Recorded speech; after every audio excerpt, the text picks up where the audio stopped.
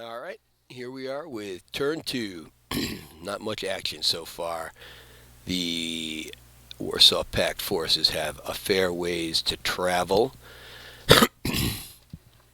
And so let's see who activates first.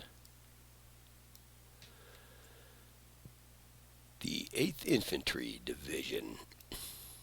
And as I said before, I think I'm going to leave the 8th Infantry Division standing pat where they are. And they activate a second time and do nothing.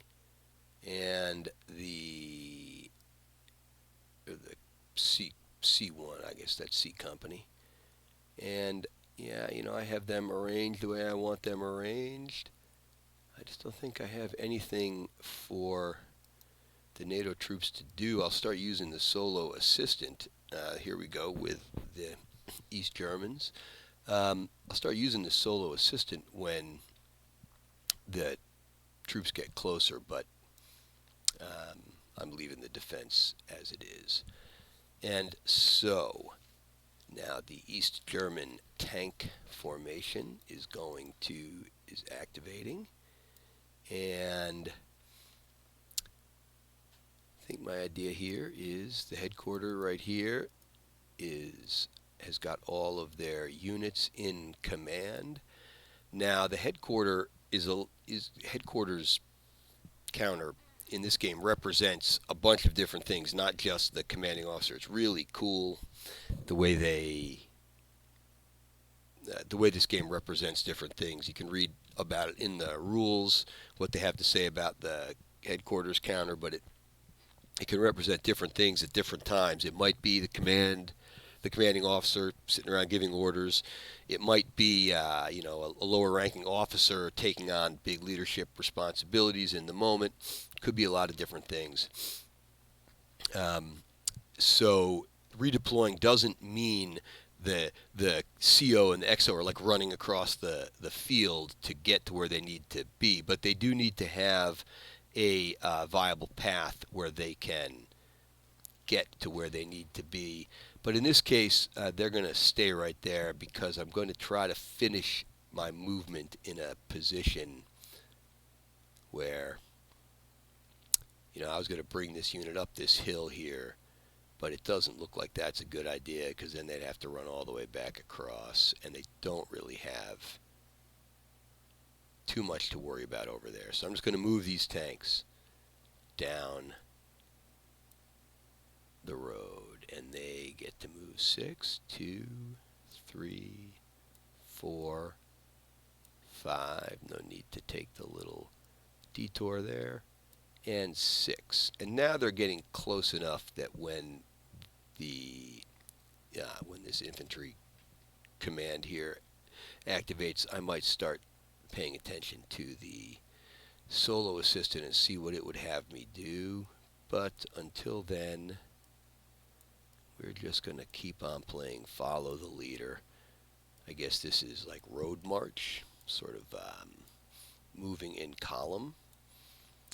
If you look at the way that the Drive on Nissan campaign is set up in this game, it's pretty cool. That's 3-4 right there because he's not using the road. 5, 6, and 1, 2, 3. We'll try to declog the road a little bit. 4,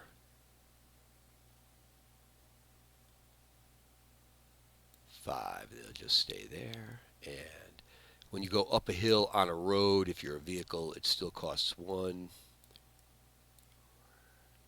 And there is 5, 6 right there. So the way that this game does the campaign, they have this really interesting sort of point-to-point movement map, and you send your units, to different locations, and if they end up meeting, each the Warsaw Pact and NATO sends their meetings to different places. When they end up meeting, there's a battle, and there's all kinds of stuff that you do in between battle turns. I can't remember the terminology they use, but it looks great, and I'm definitely going to be playing that once I get a little bit more together on how the solo system works. So the next formation activates, and that is another American formation, and as I said, I'm just leaving them where they are. There's the first end operations card, and that's another American formation and designated formation. So, you know what? Just in order to make something happen here a little quicker, I'm going to designate this outfit here as the designated formation. So we take the ops complete markers off. Everybody is in command. Now, I should verify that I left everybody in command. I did. I often fail to pay attention to that. And so now let's zoom out a little bit and see, are we going to have to worry about whether we might come under fire here? Yeah, there's this unit is up on a hill, so they have line of sight out into this valley here, this hill, and these woods, and this little clump of terrain here is going to block them, and the city will provide some blocking too. So it's 1, 2, 3, 4, 5, 6, 7, 8. So they're 8 hexes away from the objective, which is also a city hex. So that's a level 1. So actually,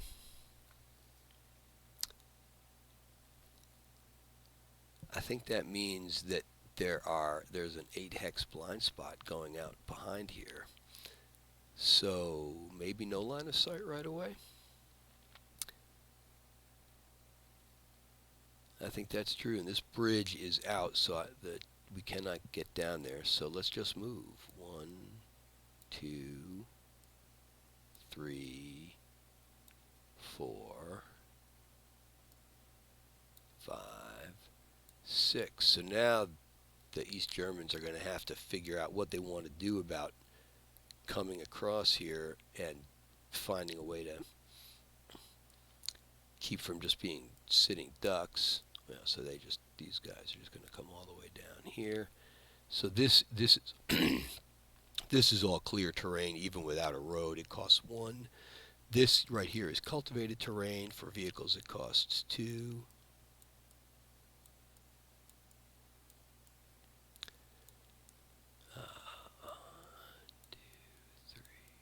4, 5, 6, and we're going to have 1, 2, 3, 4, 5, 6, and then 1, 2 to get back on the road, and this fellow can move 6, 3, 4, 5, and they're just going to sit there, but that's okay.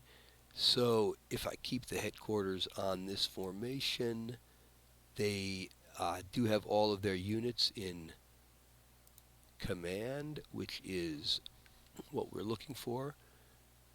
So we're going to move the movement trails and go on ahead to the next turn, the end of the turn. So there was a single formation that did not activate here, and that was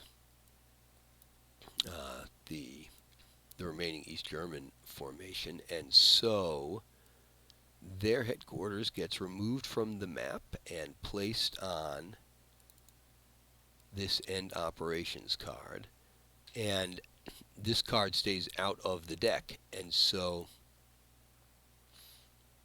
put this back there.